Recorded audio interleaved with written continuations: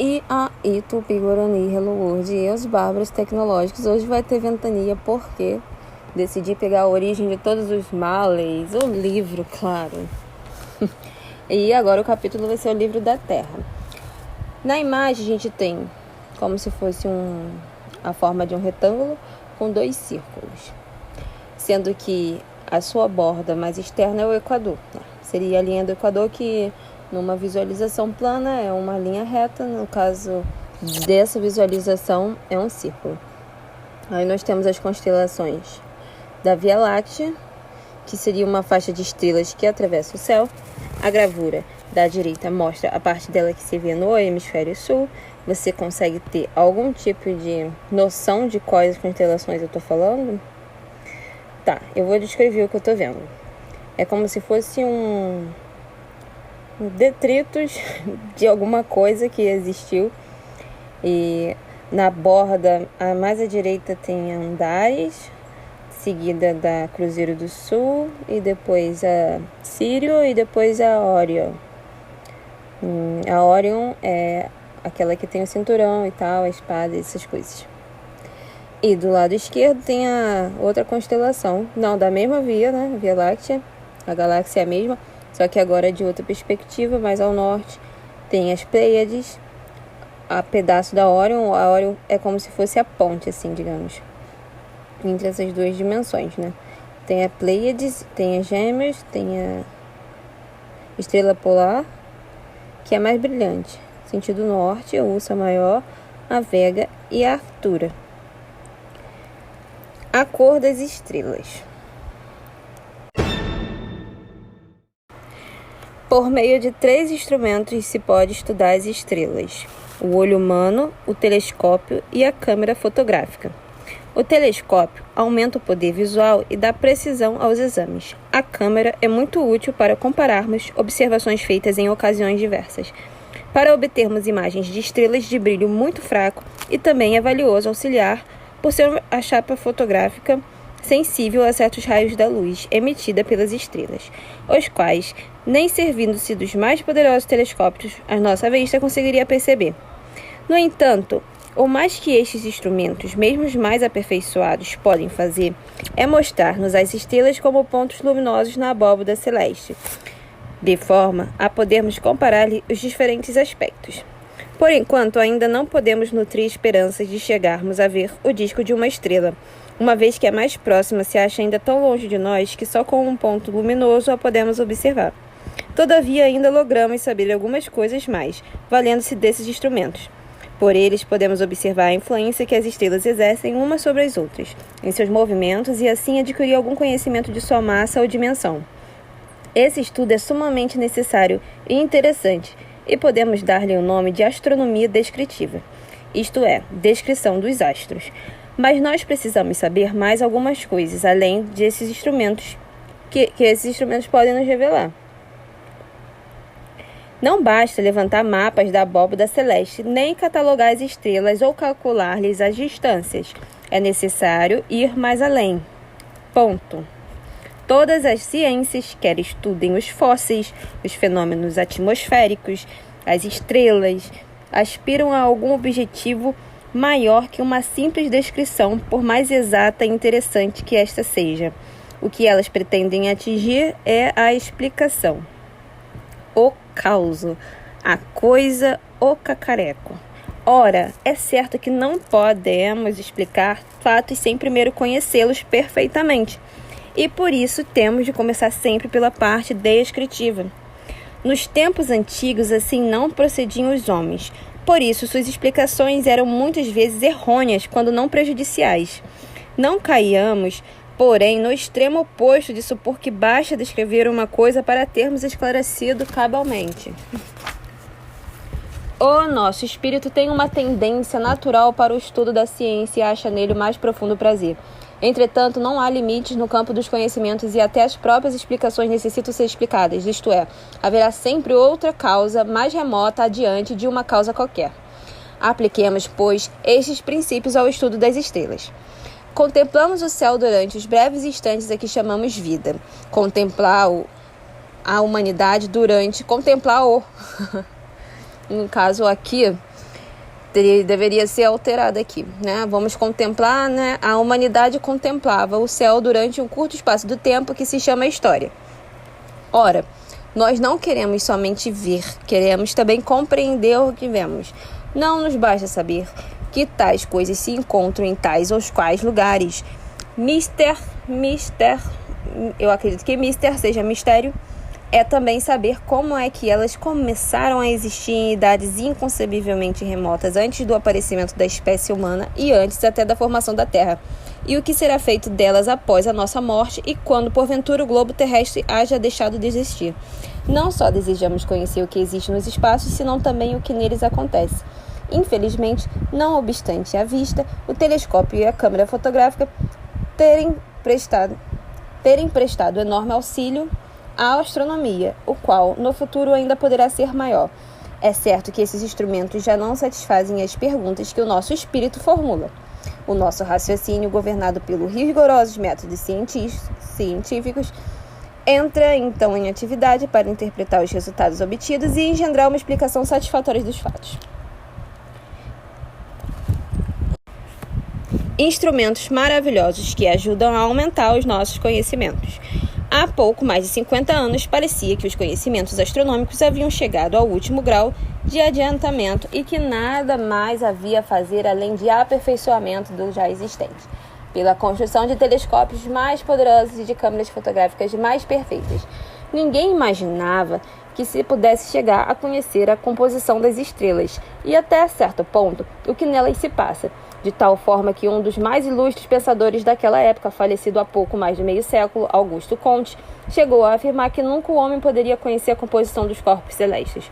Foi então que, em auxílio da astronomia, veio um novo instrumento. Como os demais instrumentos ópticos, é um aparelho descritivo. Todavia, seu processo é especial e, avançando mais do que outros, chega a proporcionar-lhes bases muito seguras para deduzirmos de que são feitas as estrelas. Na verdade, ele vai até dizer-nos alguma coisa sobre a história e o destino delas, inaugurando o estudo do que se chama astronomia moderna. Na história das diversas ciências, a invenção de um novo aparelho ou a aplicação de um novo método de investigação sempre faz desabrochar com grande vigor determinado ramo de conhecimento. É assim que a invenção do telescópio e a do microscópio inauguram grandiosas eras na história dos conhecimentos astronômicos e biológicos, respectivamente. Tá bom, agora vamos para outro tópico. Como é que o espectroscópio nos mostra as verdadeiras cores das estrelas? O mesmo pode dizer-se de outro instrumento, também baseado nas propriedades ópticas dos cristais e chamado espectroscópio. A terminação escópio quer dizer ver. O que significa a palavra espectro? Vamos saber. Quando a luz branca atravessa um pedaço de cristal de faces não paralelas, a luz decompõe-se nas várias cores de que é formada. Desta maneira, um raio de luz, ao atravessar um prisma, decompõe-se, formando uma imagem de coisa que se dá o nome de espectro. Ora, o espectroscópio é um instrumento que serve para decompor qualquer espécie de luz que passe através dele. Um espectroscópio pequeno facilmente pode ser levado no bolso, e se o pusermos diante de uma chama, fogo, luz elétrica ou qualquer outra espécie de luz, veremos imediatamente aparecer uma faixa de cores, que é o seu espectro, e que pode ser estudado em cada uma das suas partes, isto é, analisado, e é chamada análise espectral.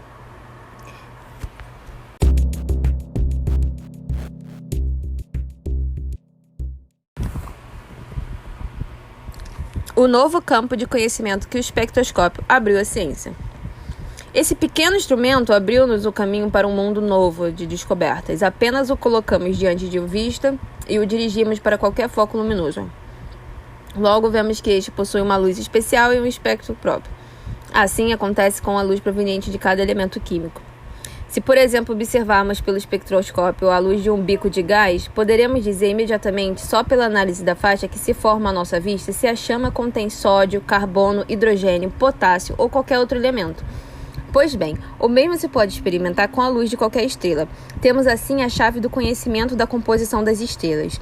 Se tomarmos uma pitada de sal e a atirarmos a chama de uma vela, veremos produzir-se imediatamente uma cor amarela brilhante, tão característica que se pode reconhecer à simples vista. E se examinarmos essa luz com o auxílio do espectroscópio, reconheceremos imediatamente o espectro característico do sódio, um dos elementos componentes do sal comum e cuja presença física assim revelada, mesmo que seja em reduzida quantidade.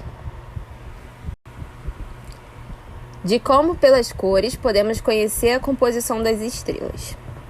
É esse um fato sobremaneira interessante.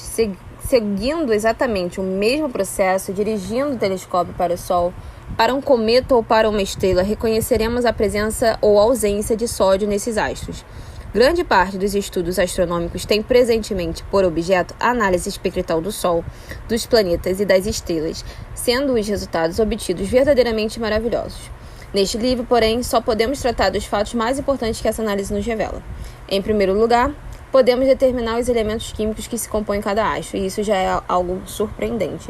Entretanto, podemos ainda, graças ao espectroscópio, demonstrar o movimento das estrelas e medir-lhes a velocidade quando este movimento se faz ao longo do nosso raio visual, isto é, quando a estrela se aproxima ou se afasta de nós. É claro que o telescópio é incapaz de revelar tais movimentos, embora revele aqueles que se façam em outras direções. De fato, se uma estrela caminha em direção à Terra, sua posição aparente no céu não se modifica. O mesmo acontece se afasta de nós, seguindo o prolongamento da linha que ela nos une. Movimento das estrelas através da imensidade. Sem dúvida que com o decorrer dos tempos se deverá notar alguma diferença no brilho das estrelas que façam tais movimentos, mas não teremos maneira de saber se tal diferença é determinada pelo seu movimento ou por alguma alteração nelas ocorrida. Ora, o espectroscópio facultou-nos um meio de determinar o movimento e até a velocidade das estrelas, que se movem na direção do nosso raio visual.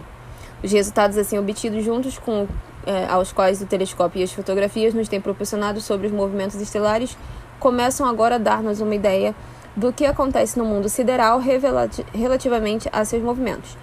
Vejamos, em primeiro lugar, como é que o espectroscópio contribui para isso.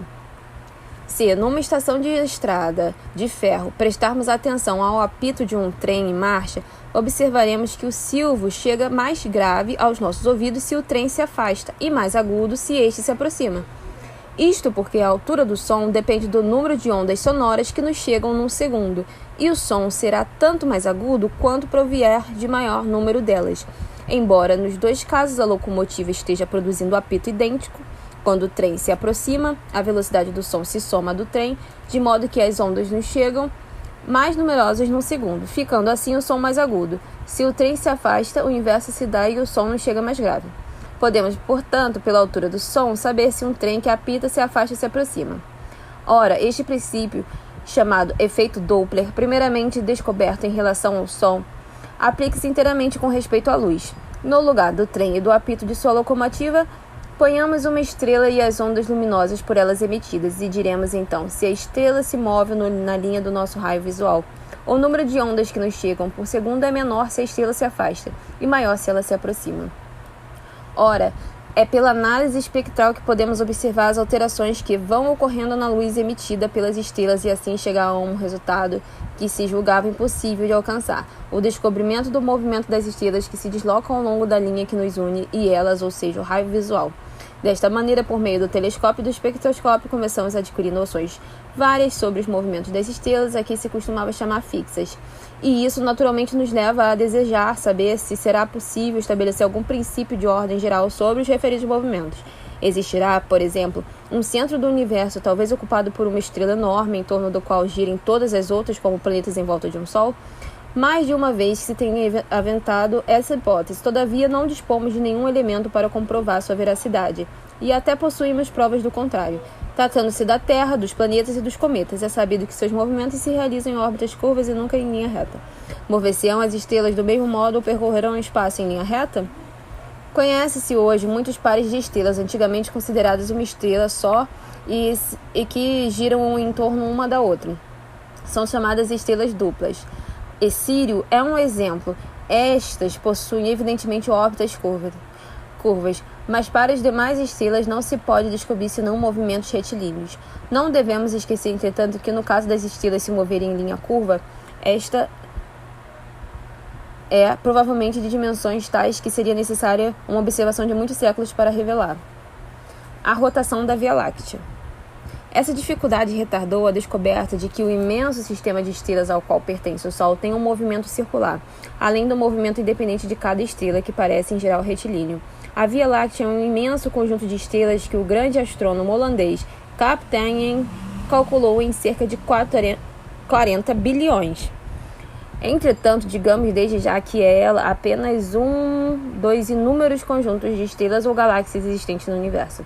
A Via Láctea, galáxia a que pertencemos, apresenta um conjunto a forma de uma lente biconvexa, ou seja, um disco mais alargado no centro, e seu diâmetro é tão grande que a luz levaria uns 100 mil anos para atravessá-lo, com a velocidade de 300 mil km por segundo.